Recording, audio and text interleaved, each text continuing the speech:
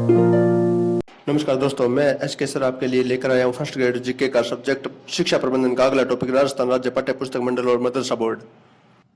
तो दोस्तों, आज हम शिक्षा प्रबंधन में पढ़ने जा रहे हैं राजस्थान राज्य पाठ्य पुस्तक मंडल जयपुर और दूसरा पढ़ेंगे राजस्थान राज्य मदरसा बोर्ड जयपुर। तो आइए शुरू करते हैं। राजस्थान राज्य पाठ्य पुस्तक मंडल जयपुर।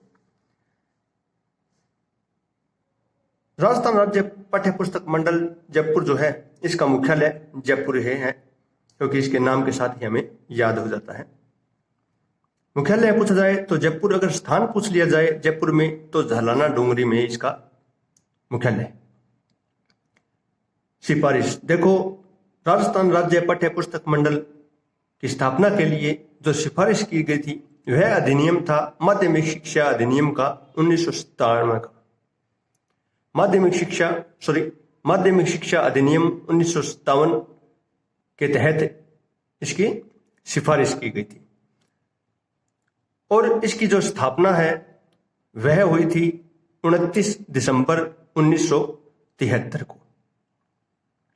स्थापना के साथ ही इसका कार्य प्रारंभ नहीं हुआ। अगले महीने 1 जनवरी 1974 में इसने कार्य प्रारंभ कर दिया था। पंजीकरण संस्था देखो, ये एक पंजीकृत संस्था है। राजस्थान राज्य पाठ्य पुस्तक मंडल पंजीकृत किस अधिनियम के तहत है? तो यह है राजस्थान संस्था पंजीकरण अधिनियम 1958। ध्यान रहे, 2 अधिनियम आए हैं इस टॉपिक में। सिफारिश अगर पूछी जाए किस अधिनियम ने की तो माध्यमिक शिक्षा अधिनियम 1957 ने, और पंजीकृत किस अधिनियम के तहत है तो राजस्थान संस्था पंजीकरण अधिनियम 1958। विभाग देखो, राजस्थान राज्य पाठ्य पुस्तक मंडल जो है इसके 5 विभाग हैं। कौन से राज्य की तर्ज पर बना? अगर ये क्वेश्चन पूछ लिया जाए कि राजस्थान राज्य पाठ्य पुस्तक मंडल किस राज्य की तर्ज पर इसकी स्थापना हुई तो गुजरात राज्य की तर्ज पर इसकी स्थापना हुई है। यह एक स्वतंत्र निकाय है। अब हम राजस्थान राज्य पाठ्य पुस्तक मंडल का जो है प्रशासनिक ढांचा देखेंगे। देखो, ये प्रशासित होता है शासी परिषद और कार्यकारी समिति, 2 तरह से।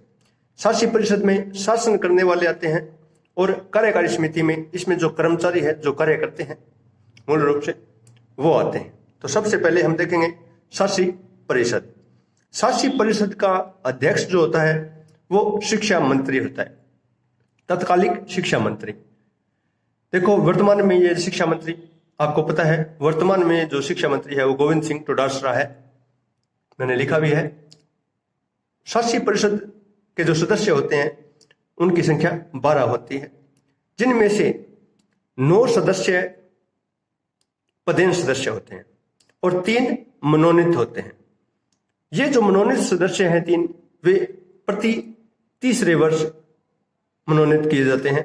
यानी इनका कार्यकाल अगर पूछा जाए, शासी परिषद के जो 3 मनोनीत सदस्य हैं उनका कार्यकाल 3 वर्ष होता है।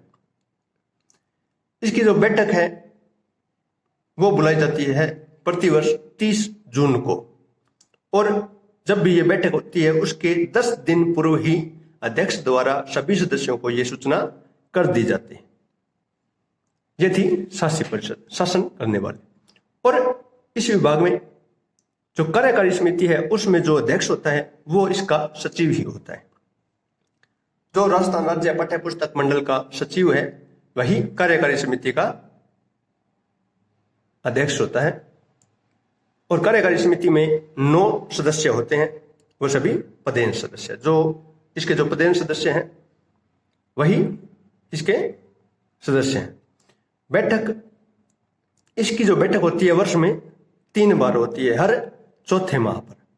और इस बैठक की सूचना 7 दिन पूर्व ही सचिव द्वारा, जो इसका अध्यक्ष है, अध्यक्ष द्वारा इसकी सूचना 7 दिन पूर्व कर दी जाती है।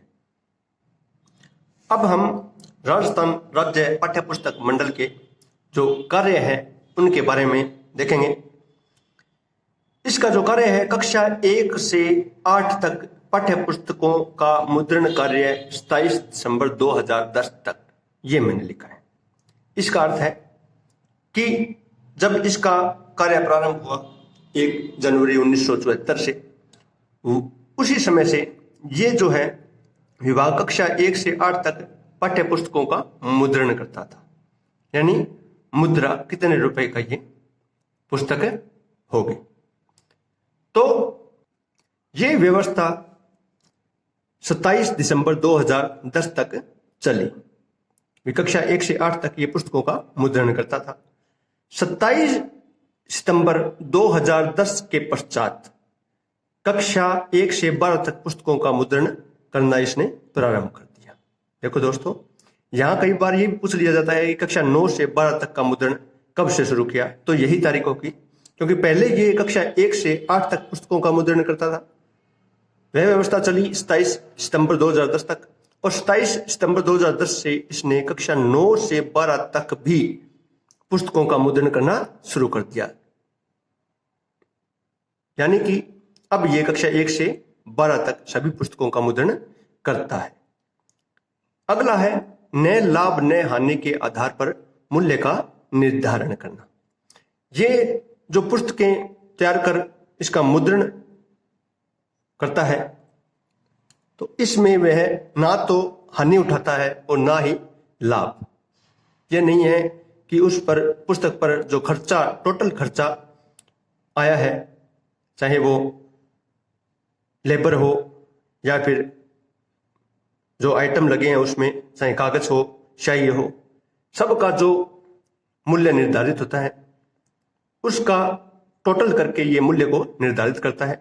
उसमें वह लाभ नहीं कमाता और न ही हानि उठाता है। यानी कि जो लागत आती है एक पुस्तक पर, वह सारी उस पर मुद्रित होती है।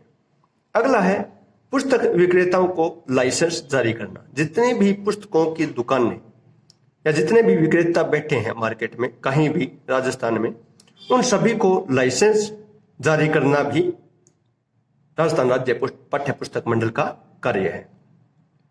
34 वितरण केंद्र।